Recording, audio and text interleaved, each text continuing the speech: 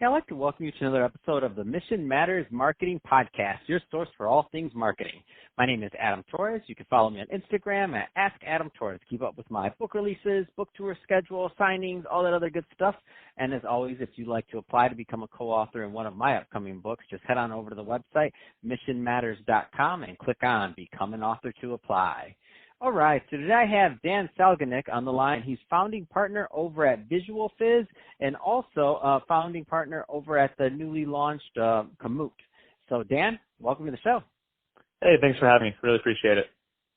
So I'm excited to get into the recently launched Commoot, but before we do that, I want to let's start off with Visual Fizz. So first, tell us a little bit more about the company, please.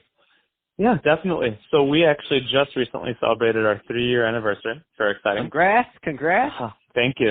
Yeah, it's been a journey, and we started off kind of trying to figure it out, right? I worked at a number of different marketing agencies and got to learn quite a bit. I was a project manager, so I really knew the ins and the outs of the finances, the strategy, the types of projects, the clients, what they kind of looked for, et cetera.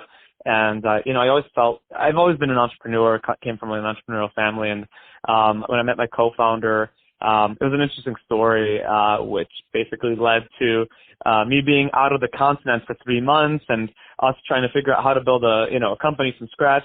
But over the past 3 years, we have basically worked with a hybrid of different types of clients and a number of different types of unique projects, ranging from growth stage startups and organizations to mid-size organizations to even Fortune 500. And, really kind of just helping them build their story and their narrative, while also helping them expand from a marketing perspective. Any specific industries or niches you focus on or work more with than others?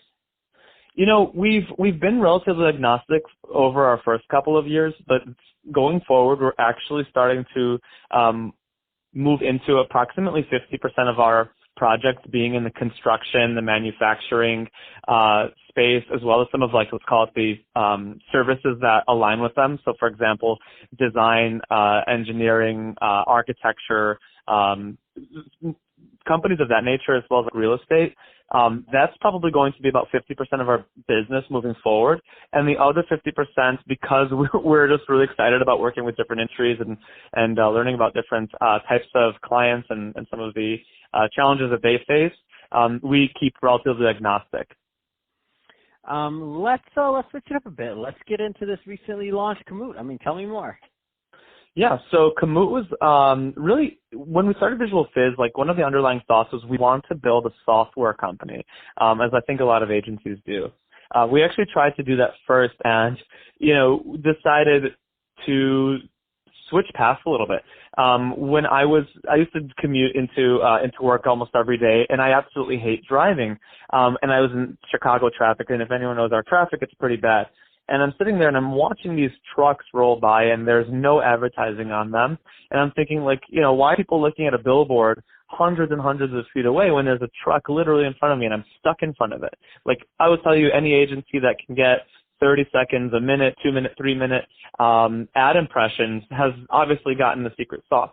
So I thought about it for a sec, and we actually decided to create an out-of-home marketing company which uses the sides and the backs of truck trailers as our medium.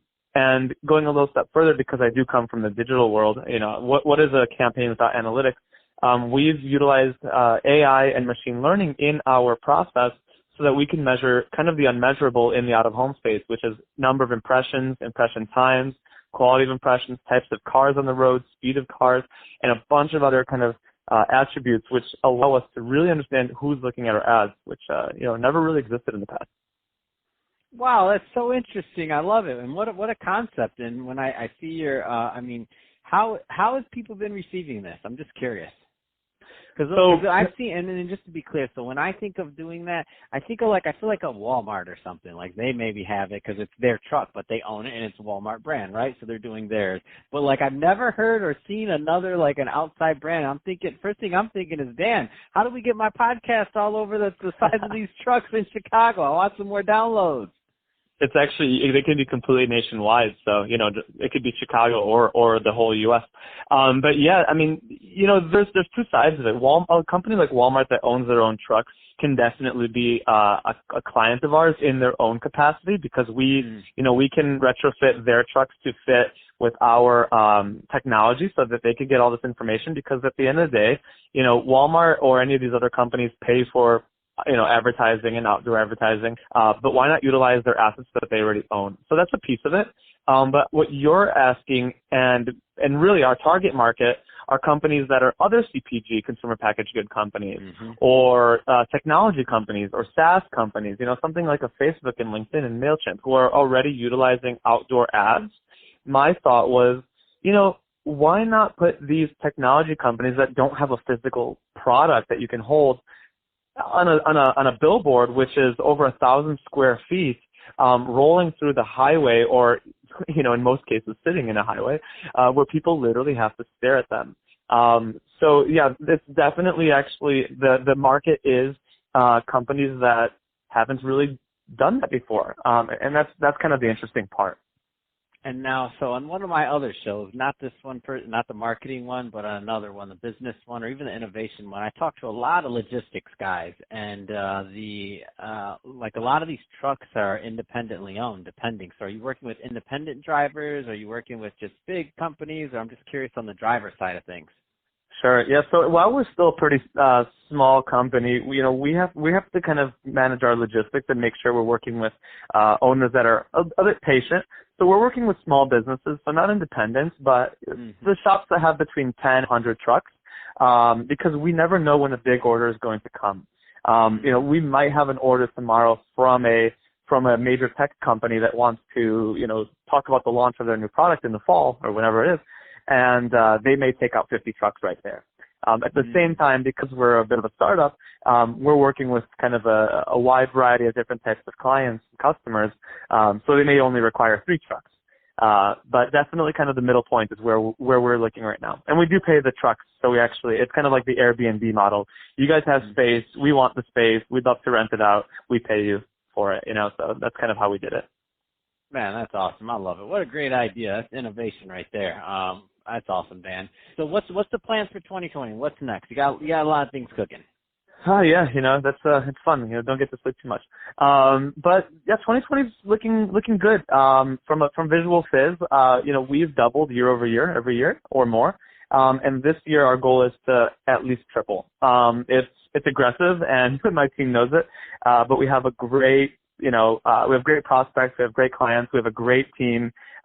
We have the ability to triple from an operational standpoint. But not only that, it's just starting to work with more clients who really are passionate about what we're doing and building relationships that are long term. When you're 1 or 2 years old and you're kind of building your brand, you take anybody you could get, and we've had some really great clients. But obviously at the end of the day, it's like, yes, any project, bring it my way. At this point, we're a little more picky. We want to work with clients that want to be with us for years. We're building annual retainers. We're getting to know their team, our clients and their families, and building that personal touch. So that's Visual Fizz for 2020. In 2021, we're going to keep on, push forward.